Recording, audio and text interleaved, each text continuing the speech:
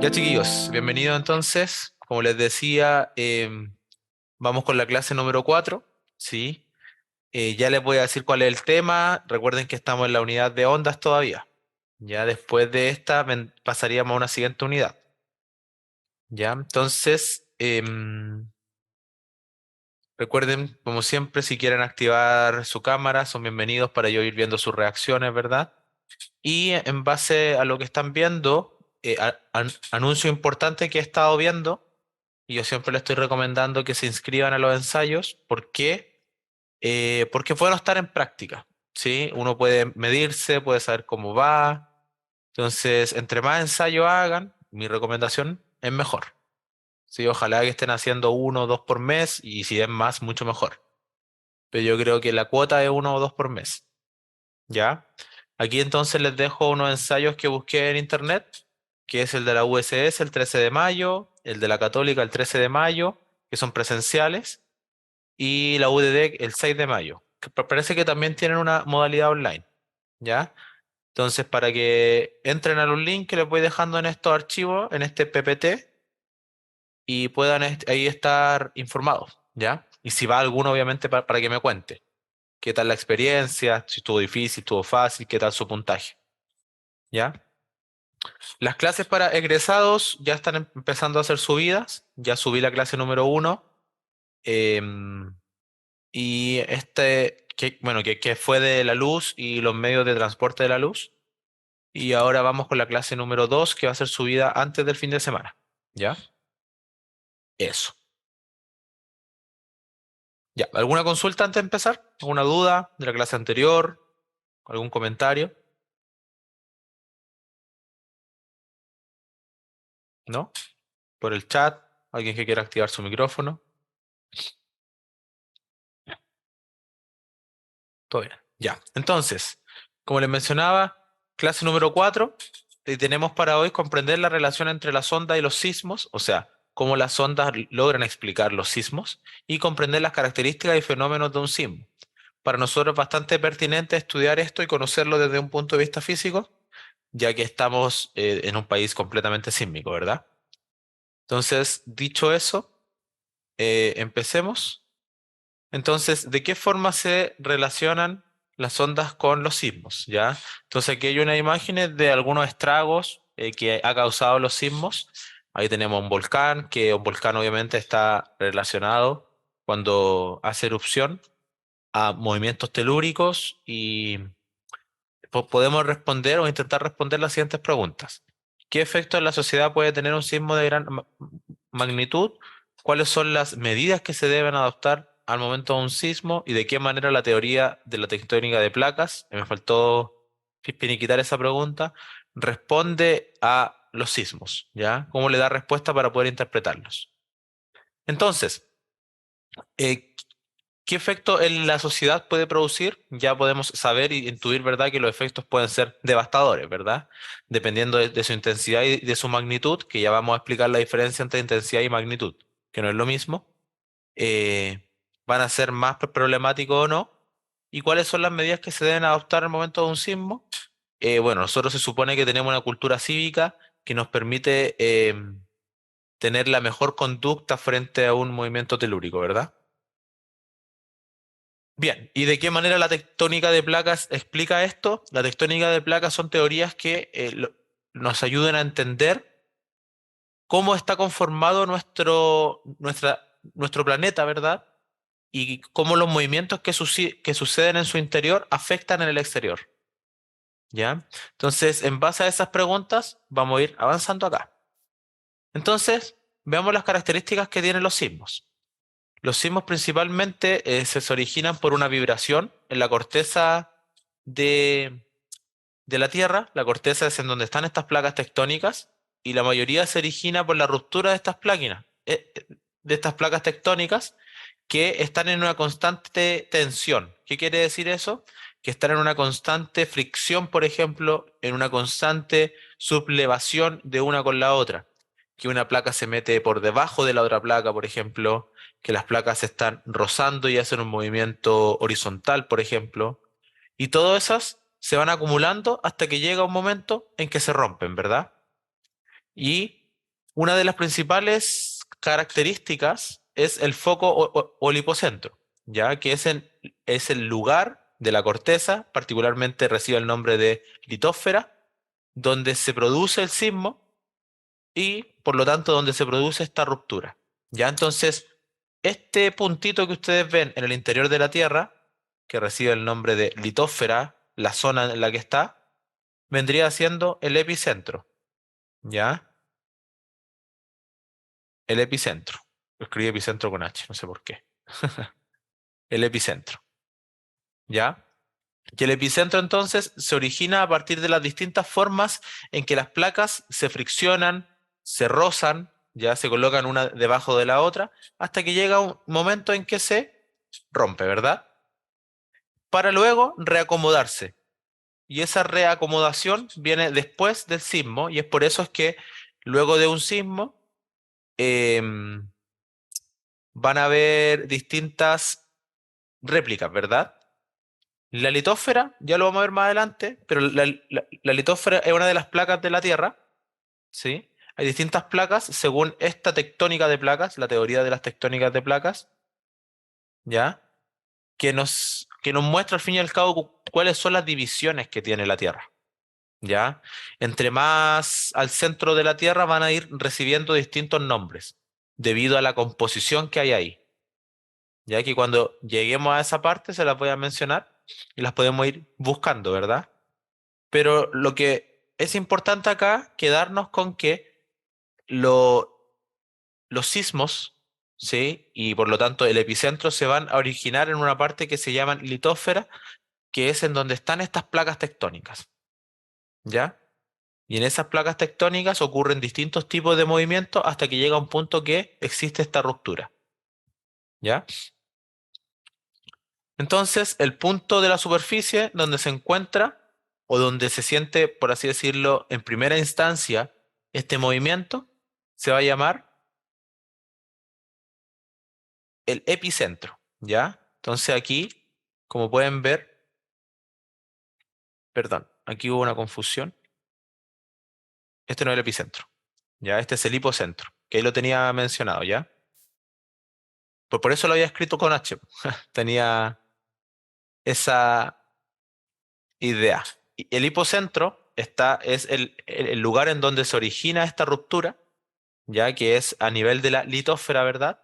Para luego hay una proyección vertical justo arribita de este hipocentro, que va a estar al nivel de la superficie, y justo en esa parte que es la distancia más corta, se va a llamar epicentro, ¿ya? Entonces, cuando nos dicen en las noticias el epicentro fue a 60 kilómetros de profundidad, ese concepto estaría mal hablado, porque en realidad el epicentro es la proyección vertical hacia la superficie, ¿ya? Justo arribita del hipocentro. Entonces, hipocentro está en la litósfera, o sea, al interior de la Tierra, y el epicentro está justo en la superficie. Entonces, si nosotros hiciéramos un dibujito, por ejemplo, ahí está, en donde existe la ruptura. Entonces, ahí está el hipocentro y la proyección vertical, cuando esta onda empieza a transmitirse, y esta es la superficie, superficie. Ese puntito justo vertical recibe el nombre de epicentro, ¿ya? Entonces, si se fijan, esa es la menor distancia que tiene que recorrer la onda para llegar hacia la superficie, porque la onda se va a esparcir en todas direcciones, más o menos de esta forma, y el punto al que se va a demorar menos en llegar va a ser justo ese, ¿verdad? ¿Se entiende? La diferencia entre hipo y epicentro. Hipo e hipocentro.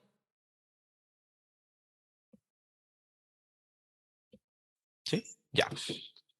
Entonces, similitud de un sismo con elástico, con un elástico, por ejemplo. Entonces, imaginémonos un elástico que ustedes lo empiezan a estirar, ¿sí? Y se estira este elástico hasta que llega un momento en que ese elástico se corta o se rompe, ¿verdad? Y en ese corte a nosotros nos va a doler, por así decirlo, porque el impacto del elástico que acumuló mucha energía choca con nosotros. Esa es la misma idea que ocurre con las tectónicas de placa, ¿ya? Va a haber un punto en donde las tectónicas de placa no van a aguantar más la energía que se está acumulando ahí producto del movimiento, que se va a romper, se va a generar una fractura, ¿ya? Por lo tanto, se suelta y esa energía se va a liberar y lo que se libera son ondas, particularmente ondas mecánicas. ¿Por qué? Porque la onda va a través de un medio que vendría siendo todo el sedimento, las rocas que hay por debajo. Entonces, ¿de qué va a depender la magnitud de la energía? Va a depender de cuánta energía se acumuló producto de tanto tiempo. Por eso es peligroso en Chile cuando no ocurren terremotos o temblores importantes cada cierto tiempo, ¿ya? ¿Por qué? Porque se está acumulando energía y de hecho hay una estadística que dice que cada 25 años en promedio hay un temblor o terremoto fuerte en las zonas norte, centro y sur, ¿ya? Entonces, hay distintas preparaciones que dicen que pasado ese tiempo hay mucha tendencia a que haya un temblor o un terremoto importante, ¿ya? Pero ¿de qué va a depender del tiempo? El tiempo en que no se libere esa energía que se ha ido acumulando, ¿ya? Y los temblores más pequeños, de baja magnitud, no alcanzan a liberar toda la energía. Y también está dicho de que la superficie, el suelo, tiembla constantemente. De hecho, hay una página que ustedes la pueden buscar para ver todos los terremotos, los temblores que hay en el mundo, y en cada instante tiembla, en todo segundo, solo que son imperceptibles para nosotros. Entonces, ¿cómo se propaga un sismo? Es lo que tenemos que ir respondiendo. Aquí tenemos el esquema ya de una manera un poco más gráfica, y tenemos que el hipocentro, que es el foco, ya que es el foco en la litósfera, donde están las placas tectónicas. Y el hipocentro, perdón, y el epicentro es la proyección vertical en la superficie. ¿Y cómo se va a propagar entonces un sismo? Se propaga primero que todo en todas direcciones, ¿ya? En todas direcciones, ¿sí? Y como se propaga en todas direcciones, su área en donde va a afectar va a ser muy grande. Y de hecho pueden ser muchos kilómetros de distancia para que afecte. Es solo pensar, por ejemplo, en el terremoto del 8.8 del 2010, que fue con epicentro en, en Constitución, en la octava región, ¿verdad? Y llegó hasta Santiago y mucho más. O sea, 500 kilómetros de distancia y aún así llegó para acá con mucha intensidad. ¿Ya? Entonces, primero que todo, se propaga en todas direcciones y estamos en presencia de una onda mecánica. ¿Y por qué podemos decir que una onda mecánica? Porque está transportándose a través de un medio. ¿Ya? Claro, y el del 60, que fue en Valdivia, imagínense que se sintió en Conce. Concepción de Valdivia debe estar a unos 500 kilómetros más, 600 kilómetros. Y de hecho, el tsunami que se generó por el terremoto de Valdivia del 60 llegó hasta las costas de Indonesia, de Japón, de todos lados. Fue muy grande. Ya, dicho eso, ¿cuáles son las ondas que se generan? Porque claro, hay una ruptura, pero esta ruptura es bastante especial. O sea, son cosas que son gigantes. ¿Ya? Entonces van a haber distintas ondas, distintos tipos de ondas que se van a ir transmitiendo a raíz de este movimiento telúrico y de esta ruptura. Valentina pregunta a alguien, ¿puede saber cuándo temblará o va a haber un terremoto? No, no hay un método de predicción de terremotos, pero sí los datos nos dicen cierto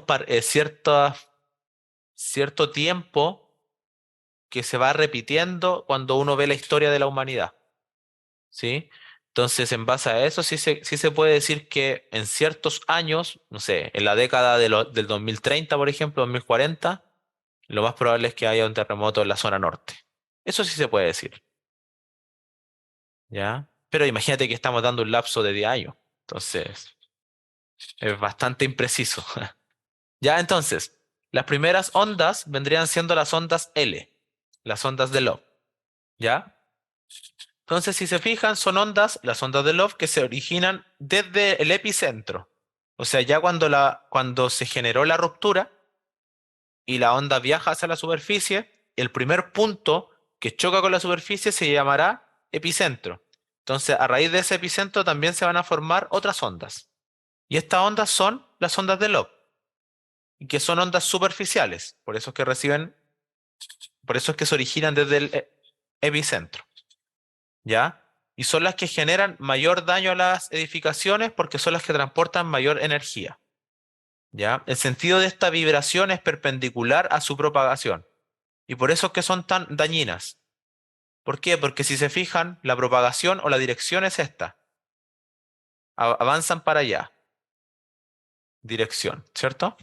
Avanzan en esa dirección, pero el movimiento de las cosas es de izquierda a derecha.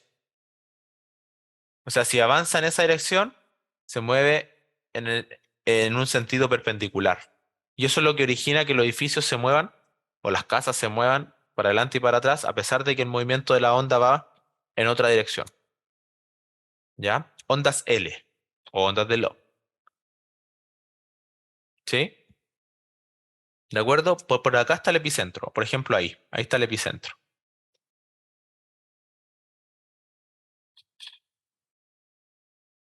¿De acuerdo? ¿Puedo seguir? Otra onda que se genera también, que también es una onda superficial, por lo tanto también se genera en el epicentro. Acá está el epicentro, por ejemplo. Ahí está el epicentro, ¿sí?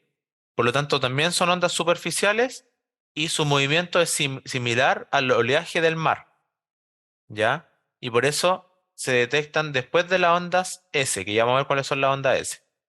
¿Ya? Pero al fin y al cabo, si se fijan, generan un movimiento como circular en la Tierra y eso es lo que produce que, por ejemplo, el pavimento se quiebre. ¿Sí? Estas no son tan fuertes como las de acá, estas son las más fuertes, las L, pero las ondas R o de Rayleigh también generan mucho daño porque quiebran la superficie. ¿Ya? Pero si se fijan entonces, la dirección de propagación, esta es, y el movimiento de la onda es este ciclo que se genera aquí. ¿Ya? Entonces, hasta el momento tenemos la onda L y tenemos la onda R. ¿Ya? Esto más que nada hay que aprendérselo, ¿sí? Más que nada hay que aprendérselo y hay que tenerlo siempre en mente de que son dos ondas superficiales, ondas L y ondas R. ¿Ya?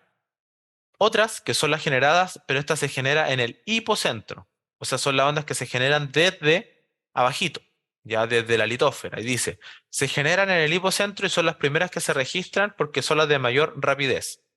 Entonces, si se fijan, la dirección de propagación, en este caso, es también esa que se ve aquí, por lo tanto, aquí está el epicentro,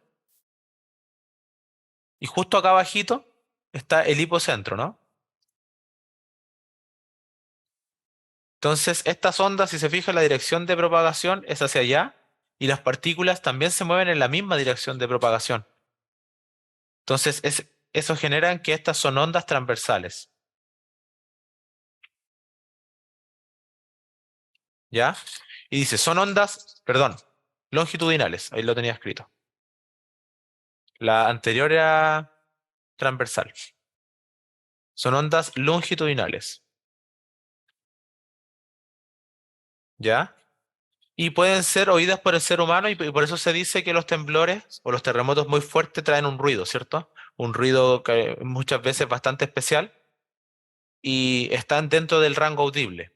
Este tipo de ondas se propagan por medios sólidos y por medios líquidos y esta es la que hace que las playas o las piscinas tengan un movimiento y generen esas olas, ¿ya? ¿Por qué? Porque fíjense que su movimiento es hacia adelante y hacia atrás, en la misma dirección de propagación. Entonces, ¿qué es lo que genera eso? ¿Sí? Genera que la combinación de la onda L, la onda R y la onda P, que fíjense que son tres movimientos distintos, ¿ya? Sean bastante destructivas porque al fin y al cabo estamos moviendo las cosas, primero hacia la izquierda, hacia la derecha, hacia adelante y hacia atrás y la estamos moviendo hacia arriba y hacia abajo en forma circular. O sea, imagínense todos los movimientos que genera un temblor. Preguntan por interno, como si un camión estuviera pasando, ¿no? Ese es como el sonido. Eh, no sabría describir cuál es el sonido particular. Yo la verdad el terremoto más grande que he vivido fue el 2010 y no me recuerdo si te haya un sonido, ¿ya? Pero me imagino que debe haber alguna simulación. Pero es que un camión cuando pasa por una, no sé, por un pavimento que está suelto, al fin y al cabo el ruido que uno siente es el ruido como de la lata del camión, ¿cierto? Del fierro. Ya. Digamos, aquí a ondas este. Y las ondas secundarias o onda S también se originan en el foco del sismo, o sea, también son ondas generadas en el hipocentro, pero estas, a diferencia de las otras, son transversales. Entonces, fíjense que se genera este tipo de movimiento en la superficie.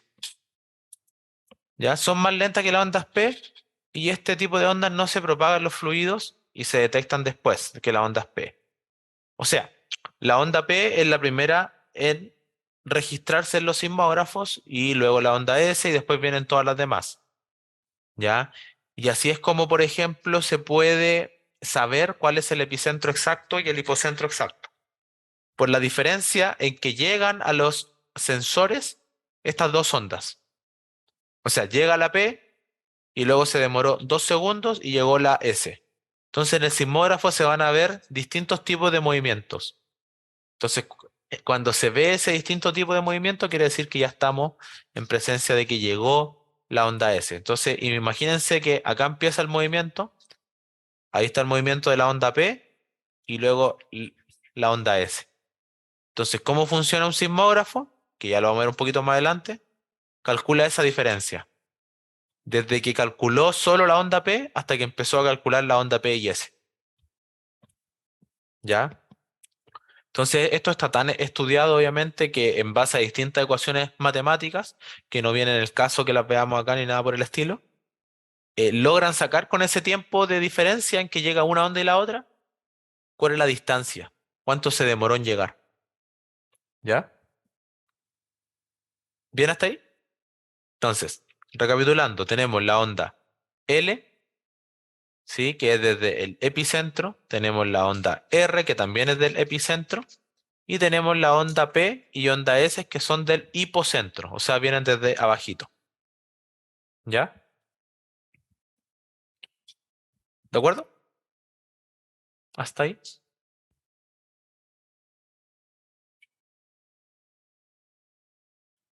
Ya. Y aquí vamos con la tectónica de placas. Pues, ¿cómo se dieron cuenta? eh, ¿Cómo se dieron cuenta los científicos, verdad, que la Tierra no era simplemente toda igual? ¿Por qué? Porque si acá había un sismo, quería decir que si acá había un sismo, se podría sentir la onda, por así decirlo, en el otro lado de la Tierra, exactamente opuesto, por ejemplo. Pero pasaba algo que el sismo que se sentía acá, en esta parte de la Tierra, no se sentía en la parte de acá, ¿ya? Ni siquiera en lo más mínimo. ¿Por qué? Porque se dieron cuenta que esa onda, si es que acá las ondas son capaces de atravesar, por lo menos hubiese llegado, aunque sea, alguna vibración. Porque un sismo es tan fuerte que puede generar eso. Pero hubo una teoría, ¿verdad? Que dijo que en realidad el núcleo de la Tierra, ¿ya? No era para nada homogéneo, ¿sí? No era de un solo material, sino que particularmente la Tierra tenía un núcleo líquido. ¿Qué significaba que tuviera un núcleo líquido? ¿Y por qué él se dio cuenta?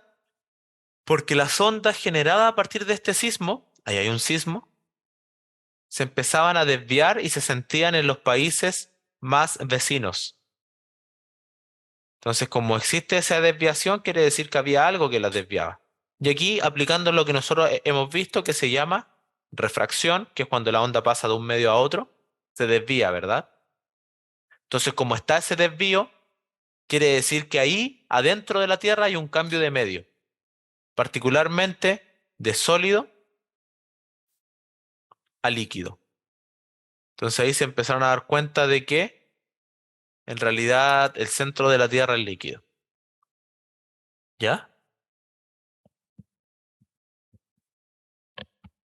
Entonces esa es la principal diferencia entre un modelo y otro, que primero se pensaba en un modelo homogéneo, ¿sí? Que atraviesan a la Tierra sin experimentar ninguna desviación, pero eso no sucede en la práctica, sino que en realidad las ondas, ¿verdad?, del sismo sí se desvían. Particularmente se desvían, ¿por qué? Porque tiene un centro que es líquido, ¿ya? Un núcleo que es líquido. Por lo tanto, aquí está de lo que nosotros habíamos hablado, ¿sí?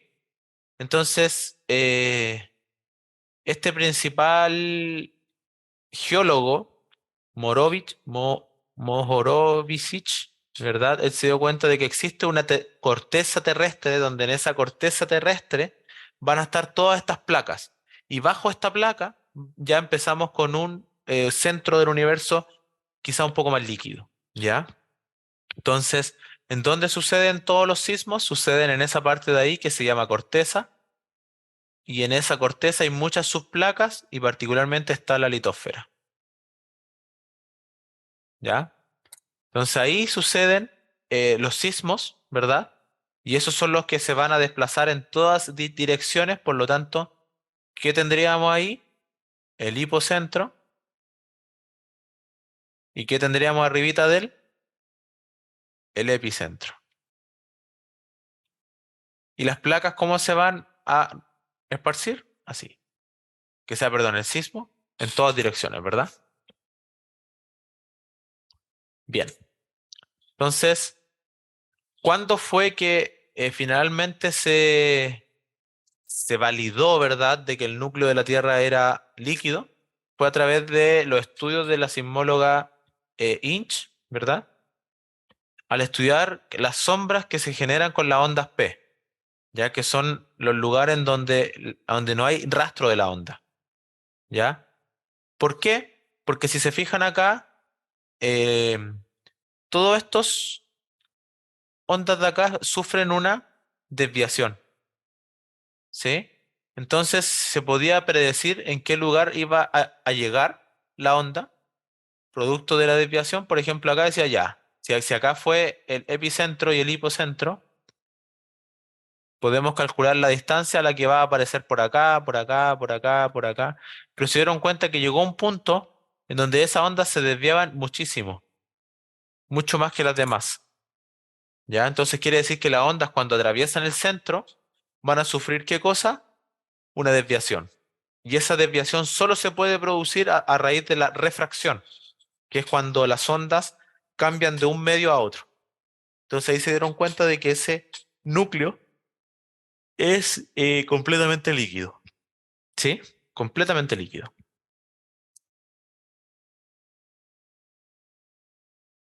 Pero aquí se llegó a este punto, ¿verdad? Y se dieron cuenta de que no era completamente líquido. ¿Por qué? Porque también tenía una parte mucho más central, ¿verdad? De que era un núcleo interno en estado sólido. Entonces, es una parte líquida para luego llegar a una parte sólida. Entonces, esos cambios en las ondas, ¿verdad? Fueron originando ¿qué cosa? Muchos desvíos en las ondas que iban atravesando las distintas capas de la Tierra. ¿Hasta llegar a qué punto? Hasta llegar a que se desviaban y eso fue información suficiente para decir que habían distintos materiales en distintos estados. ¿Ya? Entonces, dentro del núcleo que se presumía en estado líquido, existe un núcleo interno en estado sólido.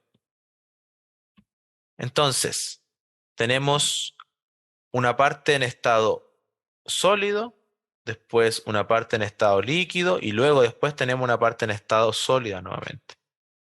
¿Ya? Esa parte de ahí. Obviamente no se puede llegar a él, la temperatura interna es demasiado alta. Y por eso es que de dentro de la Tierra sale lava y están a altas temperaturas. ¿Ya? Entonces, ¿qué pasaba? principalmente se dieron cuenta, como lo habíamos visto al principio, había una onda que no atravesaba líquidos, ¿verdad? Fíjense esta, que era la onda secundaria. La onda secundaria no se transmite en fluidos. Por lo tanto, cuando empezaron a hacer la experiencia, se dieron cuenta que la onda S, ¿ya? Llegaba y se transmitía a partir de esta parte de acá, que es sólida, por lo tanto se transmite bien, ¿verdad? Y luego, cuando llegaba acá, se daban cuenta de que la onda S no atravesaba. Por lo tanto, si no atraviesa, quiere decir que es una parte líquida, ¿ya? Entonces, en base a esos estudios y en base a los sismos, pudieron dar una respuesta más certera a cómo era la Tierra.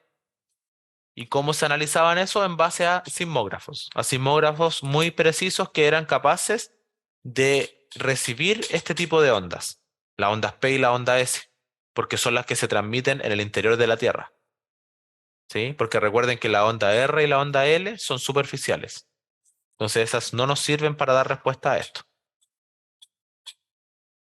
¿Bien hasta ahí?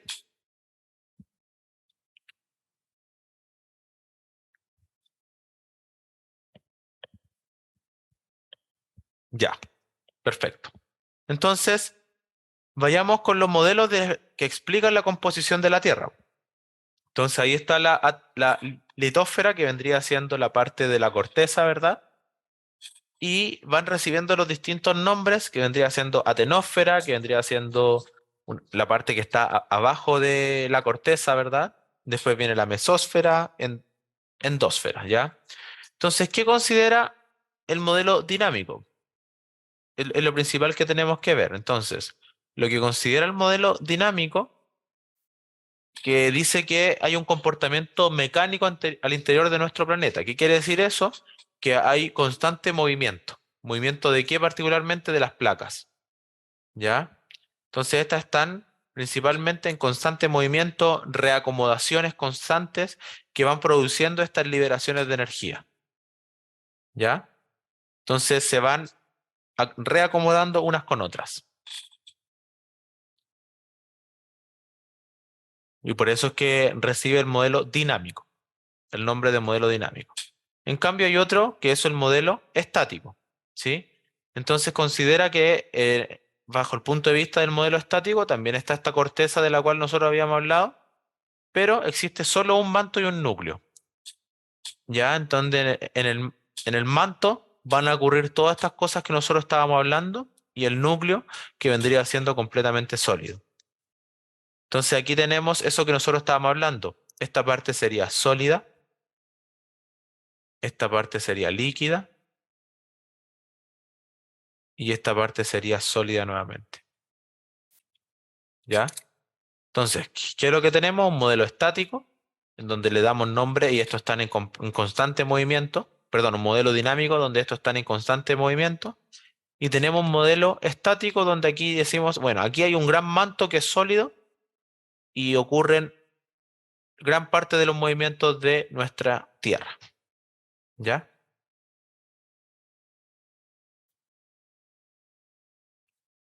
Y veamos un pequeño resumen de lo que nosotros estábamos hablando. Bueno, en realidad de lo que le he hablado. Voy a compartir el sonido. ¿Dónde está? ¿Dónde está? Compartir sonido.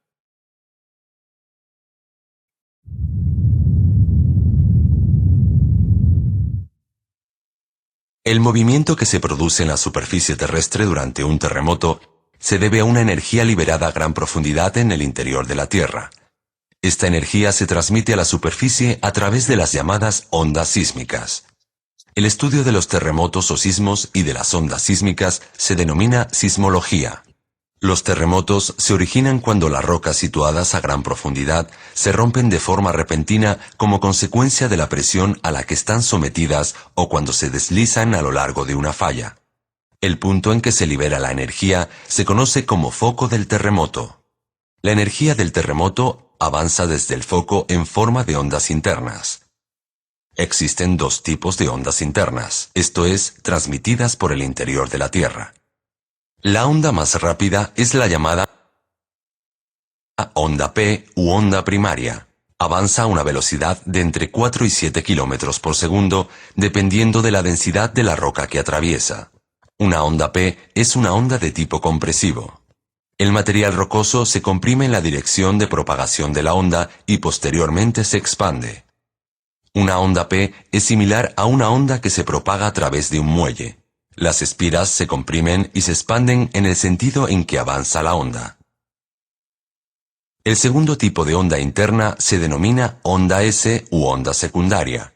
Se propaga a través de la roca a una velocidad de entre 2 y 5 kilómetros por segundo, aproximadamente la mitad de la velocidad a la que avanzan las ondas P.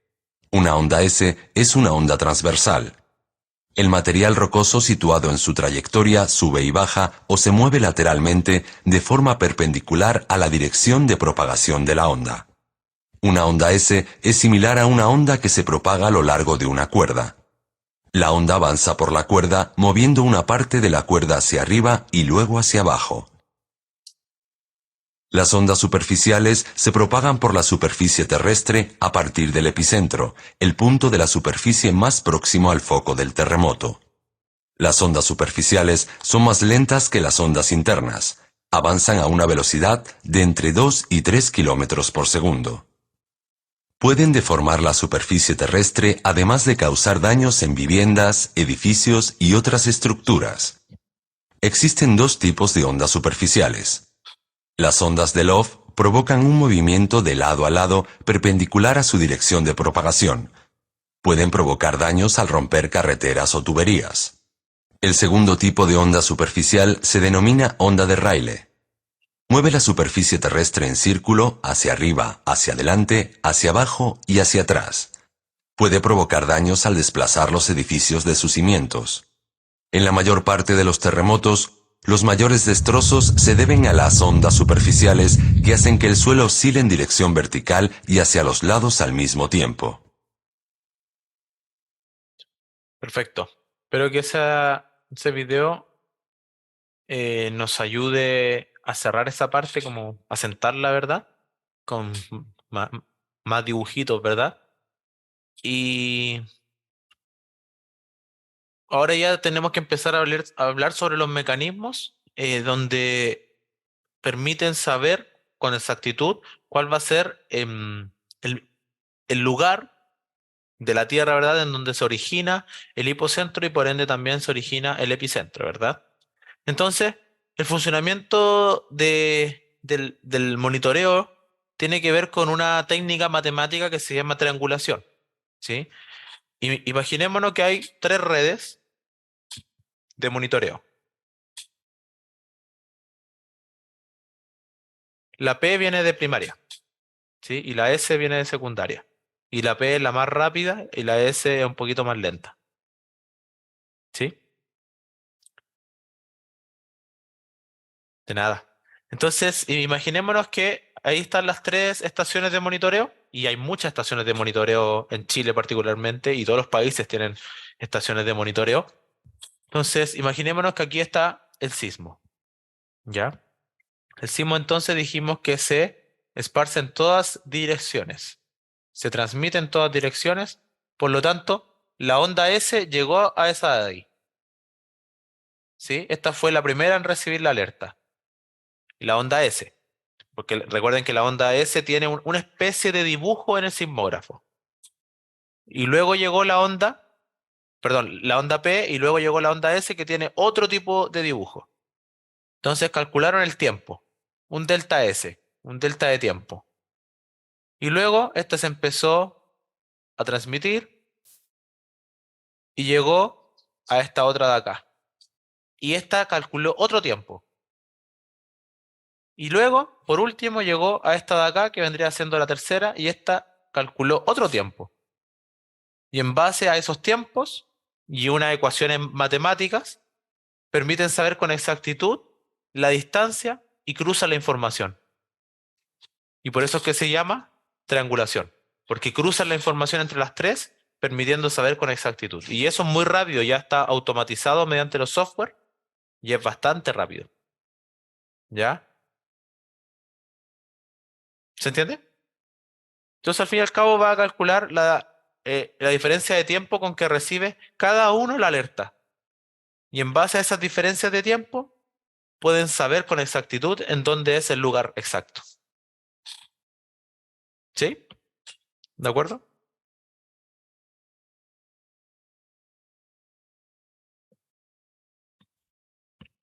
Ya. Entonces, ¿cómo funcionará el sismógrafo? El sismógrafo entonces registra los movimientos y las perturbaciones del sismo. Y por eso yo les mencionaba que la onda S y la onda R, o sea, la onda S y la onda P, que son las que registra el sismógrafo para saber con exactitud, va a medir, va a graficar los cambios de movimiento. Entonces, fíjense que acá hay un cambio de movimiento. Entonces, quiere decir que aquí empezó una onda, por ejemplo. Llegó, por ejemplo, la onda P. Y luego por acá hay un corte y ahora el dibujo empieza a ser de otra manera. Entonces ahí quiere decir que está llegando la onda S. Entonces ahí ellos pueden saber por qué. Porque cada una de estas espacios, por así decirlo, es un intervalo de tiempo. Por ejemplo, 2 segundos. Entonces así pueden saber cuántos intervalos de tiempo hubieron hasta que se cambió la onda. Y ahí saben con exactitud el tiempo. ¿Ya? Es bastante interesante. Es una tecnología antigua, pero eficiente. ¿Ya? Entonces, así como por ejemplo pueden ver lo que les mencionaba. Dice, se registra el tiempo y se obtiene la diferencia que existe entre la recepción de la primera onda y la segunda onda. Obviamente hay que tener un ojo clínico ahí o un ojo experto, pero este es el registro de la onda P cuando llega al sismógrafo. Y este es el registro de la onda S cuando llega al sismógrafo. Entonces, ¿qué es lo que hace el sismógrafo? Y la estación de monitoreo calcula esa distancia, que la calcula en base a los intervalos de tiempo que hay acá. Entonces, por ejemplo, cada uno de estos intervalos fueron, no sé, 2 segundos, 2 segundos, 2 segundos y 2 segundos, por lo tanto se demoró 6 segundos en llegar una onda con respecto a la otra. ¿Qué quiere decir eso? Que en base a la velocidad de propagación de la onda y a la triangulación, pueden saber con exactitud a dónde fue el movimiento telúrico. Y esta amplitud que ustedes ven acá es cuando ya llegan todas las demás ondas, aquí. Toda esta parte de acá es cuando ya quedó ya la embarra. ¿Sí? Porque fíjense que el sismógrafo muestra otras cosas. ¿Sí? ¿Se entiende? Ojo que estas son preguntas de comprensión. ¿Ya? Comprensión del funcionamiento de un sismógrafo. ¿Ya? Y ya les voy a mostrar unas preguntas tipos que aparecen. ¿Ya? ¿Y cómo se miden cómo se mide la intensidad de un sismo? Entonces, la intensidad de un sismo se va a medir en base a dos escalas, que es la escala de Richter y la escala de magnitud de momento. ¿Ya? La escala de Richter es la más utilizada, ¿cierto? Es la que nos dicen, de hecho, cuando nos informan de que hubo un sismo. Y es poco preciso cuando son sismos de baja magnitud o de alta magnitud. Pero al fin y al cabo, ¿qué nos va a decir cuál fue la amplitud máxima dentro del sismógrafo? Entonces, ¿cuál de esos fue el que rompió más al sismógrafo, por así decirlo? De hecho, dicen que el terremoto de Valdivia fue tan grande que la aguja del sismógrafo llegó a salir de los límites. Entonces, iba por acá y, por ejemplo, algo de ese estilo. Ya llegó a sacarlo del registro. ¿Ya? En cambio, la magnitud de momento es mucho más precisa, ¿sí? Y esta lo que logra identificar es la falla. ¿Ya? Es un evento físico, es más precisa y es una escala logarítmica. ¿Qué quiere decir eso? Que cada grado que cambia, o sea, un grado 2, un grado 3, un grado 4, un grado 5, hace que sea no el doble, porque aquí uno podría pensar de que la magnitud de este es el doble que la magnitud, o sea, la magnitud 2.0 es el doble que de la 1.0, pero como estamos en una escala logarítmica, aquí hay 10 veces de diferencia. ¿Ya? ¿Qué quiere decir que sea 10 veces? Que si este es 100, este va a ser 1000. Si este es 1000, el otro va a ser 10.000. Entonces, por cada nivel hay 10 por de diferencia. Entonces, si ya estamos en la escala que estamos hablando de 1 millón y queremos pasar a los 10 millones, hay 9 millones de diferencia como en magnitud. O sea, es muy grande. ¿ya? Es muy grande cuando hablamos de un grado a otro. Por eso es que no podemos entenderlo como el doble, sino que es una escala logarítmica, ¿ya? Entonces, históricamente, estos son los sismos más grandes. Chile ahí en la palestra, ¿verdad? Batallando siempre. Ahí está el terremoto de Valdivia, ¿sí? Aquí tenemos un terremoto en Arica, que fue en 1868. Y acá tenemos el terremoto del 2010 en Constitución Cocofquecura. Si se fijan, son recientes, porque antiguamente no habían registro, pero ¿qué pasa con los sismos que hubieron en el 1700, en el 1600? Y son los libros los encargados nada más de dar registro de eso, ¿ya? Pero quizá hubieron más grandes anteriormente, no lo sabemos, ¿ya? Bien. Entonces, la intensidad, porque antes estábamos hablando, eh, cómo se mide la intensidad, pero ahora desde la superficie, ¿sí? Entonces, la escala de Mercalli, ¿sí? En la escala de Mercalli también tiene que ver con apreciación, ¿ya? Cómo se ven los daños originados por el temblor o terremoto, ¿verdad? Y cómo son perceptibles, cómo se absorben, cómo son observados por la sociedad. ¿Ya? Entonces la escala de Mercalli va a ser apreciativa. Entonces, un terremoto que es grado 6 Richter, por ejemplo, no necesariamente va a tener la misma escala de Mercalli en Chile que en Honduras, por ejemplo. ¿Por qué? Porque Chile tiene una arquitectura o una formación arquitectónica mucho más preparada que Haití, ¿cierto? Entonces, puede ser que sea en magnitud el mismo, ¿sí? O escala de Richter 6, escala de Richter 6, pero escala de Mercalli, acá en Chile un 6 no hace nada, ¿sí? Entonces se podría hacer, por ejemplo, un 5, percibido con claridad, se desplazan objetos ligeros.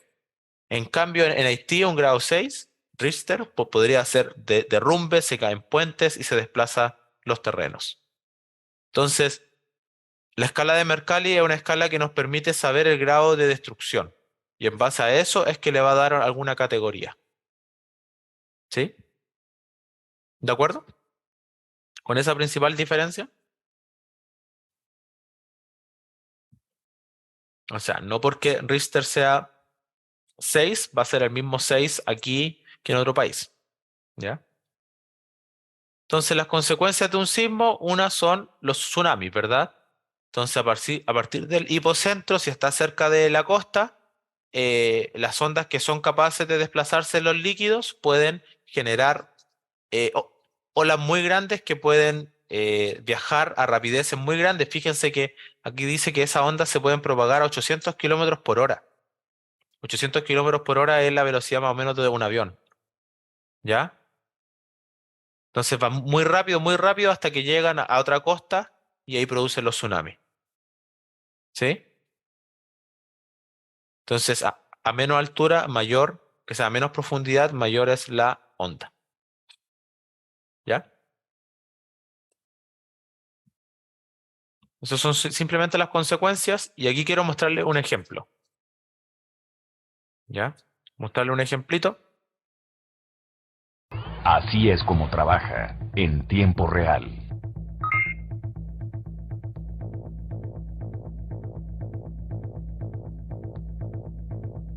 Un terremoto comienza en la costa de Guerrero.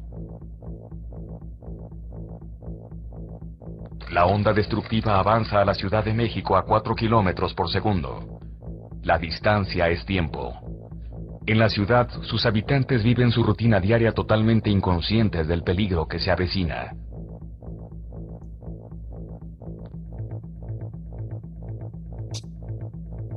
El primer sensor detecta un sismo de 8.8 grados en la escala de Richter. La alerta aún no se dispara, pues se necesita la confirmación del segundo sensor. El segundo sensor confirma un sismo de 8.8 grados en la escala de Richter. Se envía la señal de alerta a la Ciudad de México.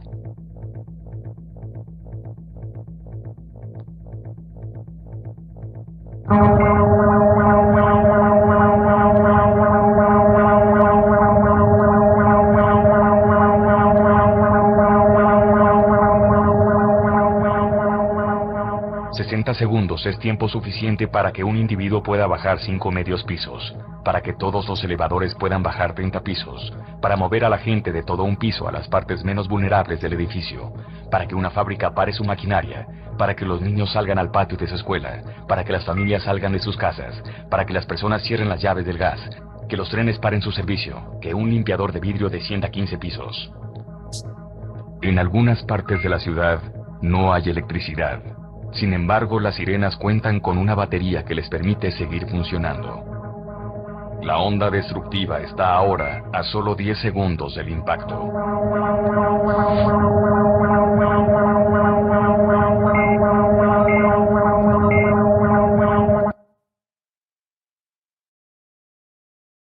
Algunas zonas de la ciudad han sido seriamente afectadas por el sismo. Sin embargo, las sirenas permitieron que miles de vidas se salvaran. Hay más personas ilesas que pueden ayudar. Ya. Entonces, si se fijan, los sismógrafos y las estaciones de monitoreo son importantísimas, permitiendo dar alertas en momentos indicados y con un minuto de diferencia, que eso es lo máximo que se puede predecir, entre comillas, un terremoto en una ciudad importante, ayudó a algo. Pero eso gracias a la triangulación de la cual hablábamos. ¿Ya? Así Eso. Consultas. La clase es un poco expositiva, con mucho ejemplo, con mucha imagen, pero esos son los sismos en realidad. Entonces, el objetivo del cual se trabajó fue comprender el comportamiento de la onda sísmica y el funcionamiento de un sismógrafo. Entonces, les quería mostrar las guías que le voy a subir para que veamos más o menos de qué forma se pregunta esto. ¿Ya?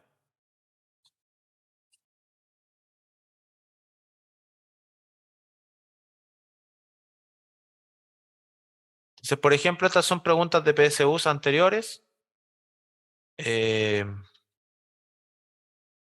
Aquí y dice ahí, respecto al hipocentro, ¿cuál de las siguientes opciones es correcta? En el epicentro todas las ondas sísmicas tienen la misma rapidez de propagación.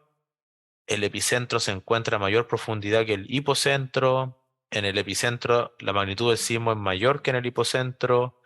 En el hipocentro se determina la intensidad del sismo. El hipocentro es donde se genera el sismo. ¿Cuál sería la correcta ahí? Bueno, ya están viendo la respuesta, ¿verdad?